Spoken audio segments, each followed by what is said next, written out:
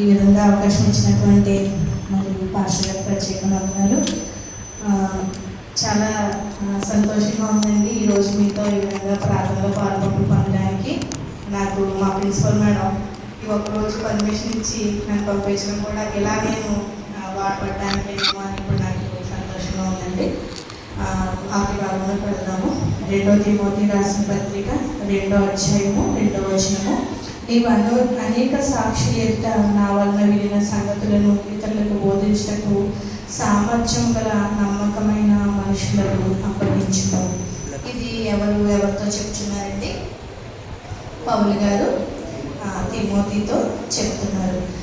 మరి పౌలు గారు గురువు గారు, తిమోతి గారు శిష్యులు.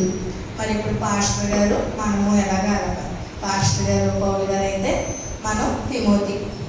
ఇప్పుడు మనం అనేకమైన సాక్షులత మనం నిలబడి నమ్మకమైన సామర్థ్యమైనటువంటి మనుషులకు మనం అప్పగించాలి. దేవుడు మనకి అందిస్తున్నటువంటి ఈ యొక్క పరిచర్య, ఈ భారమును మనం అనేక మందికి అప్పగిస్తూ ఉండాలి.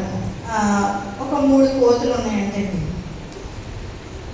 ఒక కోతి చెవిలో గోళికే వేస్తే ఇంకో చెవిలో వచ్చేసిందంటే, ఇంకొక కోతి ఉందంటే ఆ యొక్క కోతి చెవిలో గోళికే వేస్తే కడుపులోకి వెళ్ళిపోయిందంటండి.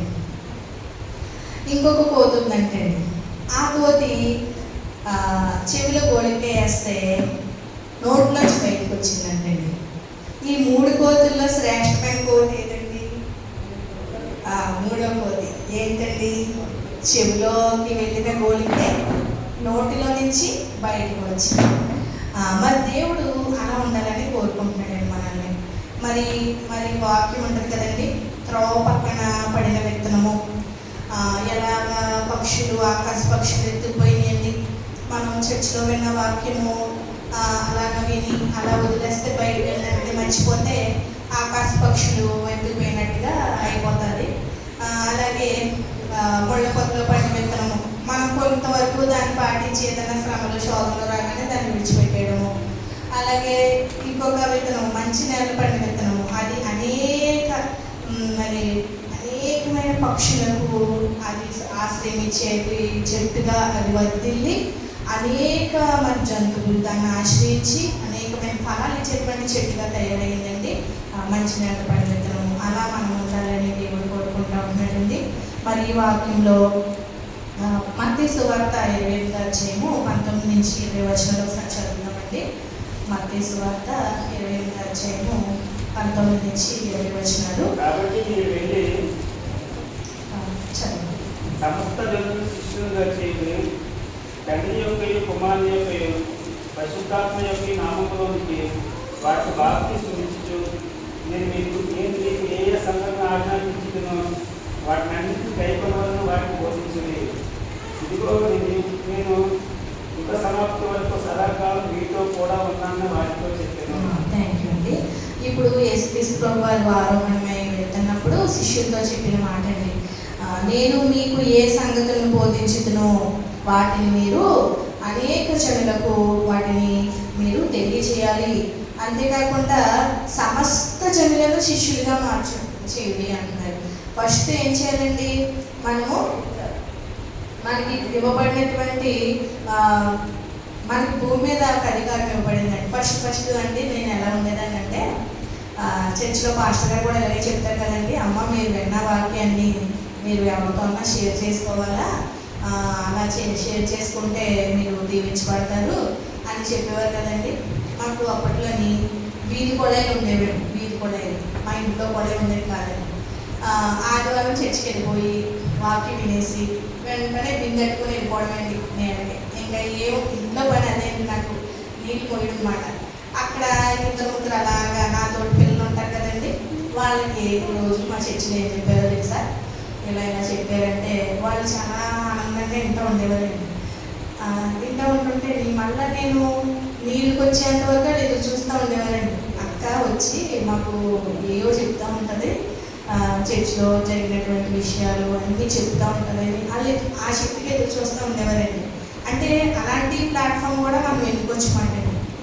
మళ్ళీ మాకు చెప్తూ ఉండేవారు, బస్సులో ప్రయాణం చేస్తాం కదండి, బస్సులో ప్రయాణం చేసినప్పుడు ఎవరో ఒకరు ఎదురవుతూ ఉంటారు మనకి. ఎదురవుతూ ఉంటే మనం సరదాగా వాళ్ళతో అడుగుతూ ఉంటాం కదండి, ఎక్కడికి వెళ్తున్నారండి, ఏం చేస్తున్నారు, మీరేంటి అని అడుగుతూ ఉంటాం కదండి. అప్పుడు సరదాగా వాళ్ళతో మన సాక్ష్యం పంచుకోవడం, దేవుడు గొప్ప దేవుడు అండి, అలా అలా పంచుకోవడం చేస్తూ ఉండేవాళ్ళం అండి. మేము డిగ్రీ కాలేజ్కి రోజు బస్సు మీద వెళ్ళేవాళ్ళం అండి. ఇక్కడ శ్రీరామ థియేటర్ ఎక్కి కాలేజ్ దగ్గర దిగేదాన్ని. ఎవరో ఒకరు నాకు అలాగా మా కాలేజీకి వెళ్ళే విద్యార్థులు ఇంకా ఎవరైనా నాకు మాట్లాడుతూ ఉండేవారండి, ఏంటి ఎలా ఏంటి అని. అలాంటి నేను కూడా మాట కలిపి వాళ్ళతో ఇలాగా దేవుడు గొప్ప దేవుడు, మీరు నమ్ముకోండి అలా చెప్తూ ఉండేదాన్ని. దేవుడు అదే నాకు బ్లెస్సింగ్స్గా మార్చేయడం ఎటువంటి నిజంగా తెలియని వయసులో. అప్పుడు మాకు తెలియదండి ఇలాగ చేస్తే ఇలాగ దేవుడు చేస్తాడు అంతగా తెలియదండి. కానీ దేవుడు చెప్పాడు మనం సువార్త చెప్పాలి, మనం విని అలా ఉండిపోకూడదు అని చెప్పి దేవుడు చెప్పాడు. తీర్పుకు రాసిన పత్రిక 1:9. తీర్పుకు రాసిన పత్రిక 1:9.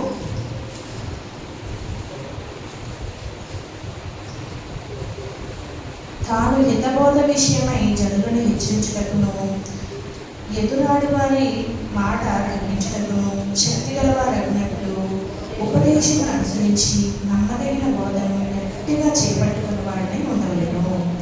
మనం చెప్పేదాని ముందు ఫస్ట్ మనకు ఉండాలండి నమ్మకం. నేను ప్రార్థిస్తున్న దేవుడు జీవం కలిగిన దేవుడు అని. నిన్నేనండి ప్రయాణం చేస్తున్నాను నేను. నాకు గంట లేట్ అయిపోయిందన్నమాట అండి. ఎందుకో తెలియదండి. ఒక హిందూతో ఎప్పుడు నాకు జర్నీ ఉంటుందండి. ఒక హిందూ పక్కనే కూర్చుంటూ ఉంటానమాట అండి. అన్ని జనులు పక్కన. ఆమె మామూలుగా సెకండ్ ఇయర్ పాప ఉన్నటువంటి ఆమె మాట్లాడి అలాగా కొంచెం బాధపడుతుందండి మేడం, నాకు చాలా కష్టమైపోతుంది మేడం, పాపను చూసుకోలేకపోతున్నాను, నాకు చాలా బాధపడుతున్నాను మేడం అంటే నేను కొన్ని విషయాలు షేర్ చేసుకున్నానండి ఆమెతో. నేను ఇలాగా ప్రతి విషయంలోనూ దేవుడి మీద ఆధారపడతానండి, అలాగే దేవుడు ఏర్పాటు చేస్తాడండి, నా చిన్న బిడ్డలను విషయంలో కూడా నాకు అలాగే దేవుడు సహాయం చేశాడండి అని అలా చెప్తుంటే, మేడం మీ పేరు నాగవరలక్ష్మి కదండి అని అన్నారు అన్నమాట. అంటే అవునండి అంటే, మరి మీరు క్రిస్టియన్ అంటున్నారేంటండి అని అన్నమాట. అప్పుడు నేను సాక్షి చెప్పడం మొదలుపెట్టానమాట. నా పేరు నాగవరలక్ష్మి అండి, మా ఇంటి పేరుకి నాగం వచ్చిందండి, మా నాన్నగారు మా అమ్మగారు నా పేరు నాగవరలక్ష్మి అని పెట్టారండి. మా వాళ్ళు హిందూస్ ఏంటండి. అయితే నేను మా సిస్టర్ గారి ద్వారా నేను దేవుని తెలుసుకున్నానండి. ఆయన నిజమైన దేవుడని, మరి నా జాబ్ విషయంలో కూడా నాకు వాగ్దానం అండి ఇది. అలా దేవుడు మాట్లాడతారండి మనతో ఈ సమయంలో ఎలా ఉండాలి. ఇప్పుడు మీరు చూడండి చాలా డిప్రెస్ లోనైపోతున్నారు కదా, మీ పాపను చూడలేకపోతున్నాను, పాప దగ్గరికి ఏం తీసుకోలేకపోతున్నాను అని చాలా డిప్రెషన్కి లోనవుతున్నారు కదా. అలాంటి విషయాలు కూడా మేము దేవుడి దగ్గర పెడతామండి. ఆయన ప్రతి విషయంలో మాకు సమాధానం ఇస్తారండి, దానికి తగ్గ మార్గం చూపిస్తారండి. అలా ఉంటుందండి, ఇది ఒక మతం కాదండి, ఒక మార్గం అండి అని చెప్తే ఆమె విన్నదండి. మేడం మాకు ఇది తెలియదండి ఇలా ఉంటుందని, మామూలుగా ఏంటో అలాగే మేము పూజలు చేస్తాం కదండి, మీరు ఎలాగైనా కొంచెం డిఫరెంట్గా ఉంటారు కదండి, మీరు క్రిస్టియన్స్ ఎక్కువసేపు మరి ప్రార్థన చేస్తారు, వాక్యం చదివింటారు, అలా చాలామంది మాట్లాడుతూ ఉంటారు మాట్లాడి. మా పిల్లల విషయంలో కూడా క్యాంప్స్కి అది వెళ్తుంటాను కదండి నేను. వాళ్ళు చాలా చాలా ఈ రోజుల్లో పిల్లలు పెంచడం చాలా కష్టంగా ఉంది కదండి. ఎవరైనా సరే ఫోన్కి ఎడిక్ట్ అయిపోతున్నారండి. ఇదే విషయాలండి, ఎవరైనా మా పీర్ గ్రూప్స్తో వచ్చేటువంటి సమస్యలు ఇవేనండి. పిల్లలు మాట వినడం లేదు, పిల్లలు చదవడం లేదు, మాట ఎదిరించేస్తున్నారు, ఇలాంటి విషయాలు పంచుకుంటూ ఉంటుంటారండి. వాటికి ప్రతి విషయంలో కూడా మనం ఇలాగ దేవుడి మీద ఆధారపడాలండి, అప్పుడు దేవుడు మనకి సమాధానం ఇస్తారు, దేవుడు మనతో మాట్లాడతారండి అని నేను వాళ్ళతో చెప్తూ ఉంటాను అన్నమాట. ఎందుకోనండి ఏం చెప్పినా ఎవరో వ్యతిరేకంగా మాట్లాడి బోధ చేస్తున్నారా మీరు మాకు అని అనరండి. ఎందుకో మరి గౌరవం ఏదో తెలియదండి, వింటారండి. వినడం అంటే వాళ్ళు అనుసరించుకుని తర్వాత విషయము అది ఎప్పుడైనా వాళ్ళతో ఫలిస్తుందండి. అలా మనం చెప్పడం అనేది ఒక మంచి పద్ధతి. 1 కొరింథీ పత్రిక 11:1 అండి.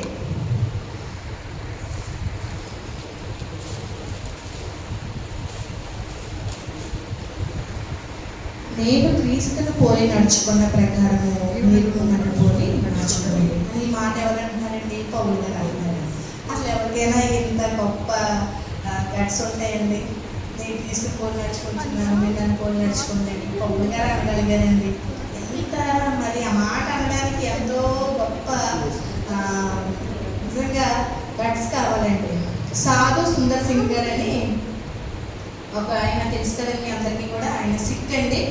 ఆయన చిన్నప్పుడు అంటే మరి బైబుల్ని కాల్ చేశారంటండి. ఆయన సాధు సుందర్ సింగ్ గారు ఒక వాళ్ళ తల్లిగారు ఆయన అలా పెంచారంటే ఎలా అంటే వాళ్ళ మత గ్రంథం గురు గ్రంథ్ సాహిబ్ అని ఉంటారు కదండి, పంజాబ్ సిక్ యొక్క పవిత్ర గ్రంథము గురు గ్రంథ్ సాహిబ్, అది చదివితేనే వాళ్ళు టిఫిన్ తినాలంటే. అలా వాళ్ళ తల్లిగారు అంత కాన్సెప్షన్లో పెంచారంటే సాధు సుందర్ సింగ్ గారిని. అలా పెంచినప్పుడు వాళ్ళ నాన్నగారు కూడా ఏంటంటే అబద్ధం ఆడితే చాలా తప్పది, మనం సత్యమే మాట్లాడాలంటే ఒకరోజు ఆయన షర్ట్ అలా తగ్గించుందంటే హ్యాండ్కి. సాధు సుందర్ సింగ్ గారు అందులో 5 రూపాయలు తీసేసారంటే దొంగతనంగా. తీసేస్తే భయం వేసేస్తుందంటే నైట్ అంతా చెంపలు పట్టేసి నిద్ర పట్టలేదంటే దొంగతనం చేసేది. ఆ నాన్నగారు వచ్చి సింగ్ నువ్వు 5 రూపాయలు తీసావా జైల్లో పెడితే, నేను తీయలేదు అని అబద్ధం ఆడేసానంటే. తీయడం ఒక తప్పు, అబద్ధం ఆడడం ఒక తప్పు. ఆ 2 కూడా అతను ఎంతో బాధించింది అంటే ఆ నైట్ అంతా. అయితే నేనేం చేశాను, 5 రూపాయలు తీసుకెళ్ళి ఒక ఆమె చాలా చలిగా ఉంటే ఆమెకు నేను ఒక దుప్పటి కొని ఆమెకి ఏమైనా ఆహారాన్ని ఇచ్చాను. నేను చేసింది కరెక్టే కదా, అది నేను ఎందుకు ఇంత బాధపడుతున్నాను అని సమర్థించుకున్నానంటే. కానీ చేసింది తప్పే, నాన్నగారు తెలియకుండా డబ్బులు తీసుకోవడం తప్పే అని దేవుడు గర్వించాడంటండి. అలాంటి మనసాక్షి కలిగి ఉండేవాడు అంటే సాధు సుందర్ సింగ్. ఆ తర్వాత వాళ్ళ అప్పట్లో మిషనరీ స్కూల్స్ ఉంటాయి కదండి, బ్రిటిషర్స్ మనకి మిషనరీ స్కూల్స్ నడిపేవారు. అక్కడ కొత్త నిబంధన గ్రంథాన్ని బోధించేవారంటే, బోధిస్తే అది తీసుకువెళ్ళి అగ్నిలో పడిచేసాడంటే, కాల్ చేశాడంటే, మీరే మమ్మల్ని మార్చేస్తున్నారు క్రైస్తవులు అని. ఆ తర్వాత చాలా హృదయం అల్లాడిపోయిందంటే అతనికి. నైట్ అంతా ప్రార్థన, ఏంటో తెలియదండి.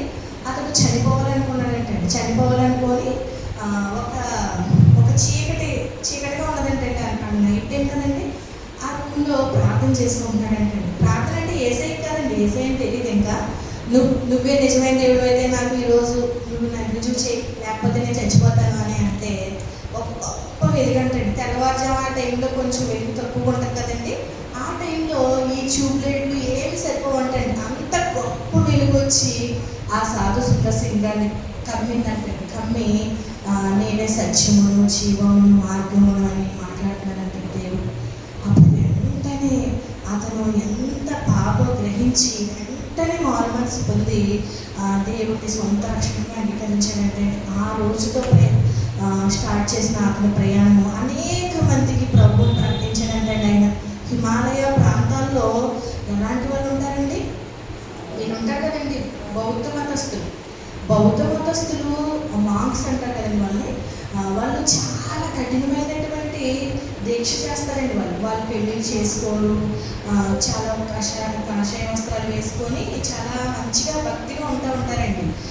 మనకి స్తూపాలు అవి ఉంటాయి కదండి, అలాంటి వాటిలో సాంచి సారనాథ్ స్తూపాలు ఇవన్నీ బౌద్ధ మతానికి సంబంధించినవి. ఇవంతా చాలా విలువైన మతంగా బౌద్ధ మతం మన ఇండియాలో ఒక మంచి రిలీజన్, మంచి పేరున్నటువంటి రిలీజన్. అప్పట్లో బుద్ధుడు వచ్చిన తర్వాతే అందరూ ఒకటే అనేటువంటి తత్వాన్ని అనేది అతను బోధించాడండి. దాంతో ఎక్కువగా దానికి అట్రాక్ట్ అవుతూ ఉండేవారండి అందరూ. కానీ వాస్తవాన్ని గ్రహించలేని స్థితిలో వాళ్ళు ఉండేవారండి. అలాంటి ప్రాంతాలలో వెళ్ళి ఈయన బోధ చేస్తూ ఉండేవాడండి. అసలు ఎలాంటి స్థితిగతి ఉన్నటువంటి ప్రాంతాలు అంటే అవన్నీ కూడా హిమాలయ ప్రాంతాల్లో అతని పాదాలు ఒక్కొక్కసారి మంచుకి కట్ అయిపోతూ ఉంటే బ్లడ్ కూడా వచ్చేస్తూ ఉండేదండి. అయినా సరే చెప్పులు వేసుకోకుండానే తిరుగుతూ ఆయన వాక్యాన్ని బోధించడం, అనేక మందిని సొంత రక్షణగా యేసుక్రీస్తు ప్రభువుని స్వీకరించేటట్టు చేశారంటే. ఒక రోజు ఏంటండి ఆయన భిక్షాటన చేస్తూనే ఆయన జీవితాన్ని కొనసాగించారండి. వాళ్ళు ఎవరైనా ఆకలి వేస్తే నేను భోజనం పెడితే నేను తినేవారంటండి, లేకపోతే అలాగే ఉండిపోయేవారంటండి. ఒక రోజు ఏంటంటే ఆయన చాలా ఆకలి వేస్తే భోజనం పెట్టారంటే. భోజనం పెట్టినప్పుడు ఎవరోనంటే వచ్చి నాకు భోజనం పెట్టవా అని అడిగానంటే, అప్పుడు దేవుడు ఆయనతో మాట్లాడతానంటే, ఇప్పుడు నువ్వు ఆయన భోజనం పెట్టి నేను నీకు రహస్యంగా నేను ఆహారాన్ని సిద్ధపరిచేయను అని మాట్లాడానంటే, వెంటనే అంత ఆకలితో ఉన్న వ్యక్తి ఆ భోజనం పెట్టేస్తే ఒక చెట్టు ఉందంటండి అక్కడ. ఆ చెట్టు ఆకులు తీసుకొని తిను సాధించి నీకు వాటిని ఆహారంగా నేను ఇచ్చి ఉన్నానంటే, ఆ చెట్టు ఆకులు తింటే ఎంతో మధురంగా ఉన్నాయండి. ఆ చెట్టు ఆకులు ఎంత ఆకలి తీర్చినటువంటి సాధు సుందర్శికి అంటే దేవుడు ఒక గొప్ప పరలోకపు మన్న ద్వారా పోషించినట్లుగా సాధు సుందర్శిని గారిని పోషించాడంటే, అలా మనము అతను ఒక సమర్పణ జీవితంగా ఉంటుంది. అతను కూడా యేసుక్రీస్తు ప్రభు గారిని చూసినట్టు అనిపించేదంటండి. ఎవరు యేసుక్రీస్తు ప్రభు గారిని చూడలేదు, కానీ సాధు సుందర్ సింగ్ గారు చూసినప్పుడు యేసుక్రీస్తు ప్రభు గారు ఇలాగే ఉండేవారేమో అన్నట్టుగా అనుకునేవారంటండి. మరి మనము అలాంటి మాదిరిని ఈ లోకంలో విడిచిపెడితే ప్రభు వైపు అనేక మందిని తిరగలుగుతామండి. మనకు కలిగి ఉన్న దాంట్లో ఇతరులకు ఇవ్వడం ద్వారా మనం తక్కువ డబ్బులు కలిగి ఉన్నప్పుడే మనం ఎవరైనా హెల్ప్ అడుగుతారండి. అడిగినప్పుడు నేను ఎప్పుడైనా ఎవరైనా హెల్ప్ అడిగినప్పుడు అండి, దేవుడు ఏం మాట్లాడుతున్నాడు నాతో అని ఒక 5 minutes టైం అడుగుతానండి. నేను ప్రేయర్ చేసుకోవాలి, నేను దేవుడిని అడగాలి అని చెప్పి నేను అనుకుంటానండి. వాళ్ళతో ఏం చెప్పను, నేను అనుకుంటానండి. అప్పుడు నాకు వాక్యము ఏదైనా వాళ్ళకి అని ఫరక అనిపించింది అనుకోండి, నేను వాళ్ళకి సహాయం చేస్తానండి. లేకపోతే నేను మామూలుగా కామ్గా ఊరుకుంటానండి. అలాగే దేవుడు మనకు కొన్నిసార్లు మాటతోనూ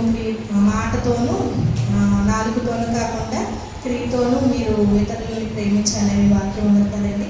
అలా కూడా మనం అనేక మందికి క్రీస్తుని చూపించగలుగుతాం, ఆయన ప్రకటించగలుగుతాం. కొలస్సీ రాసిన పత్రిక 3:16 చూద్దామండి. కొలస్సీ రాసిన పత్రిక 3:16. సంగీతములతోనూ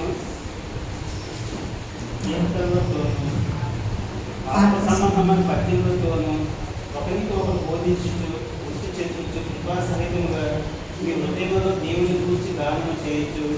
సమస్త విధములైన జ్ఞానముతో క్రీస్తు వాక్యం మీలో సమృద్ధిగా నివసించాలి. ఓకే, థ్యాంక్ యూ అండి.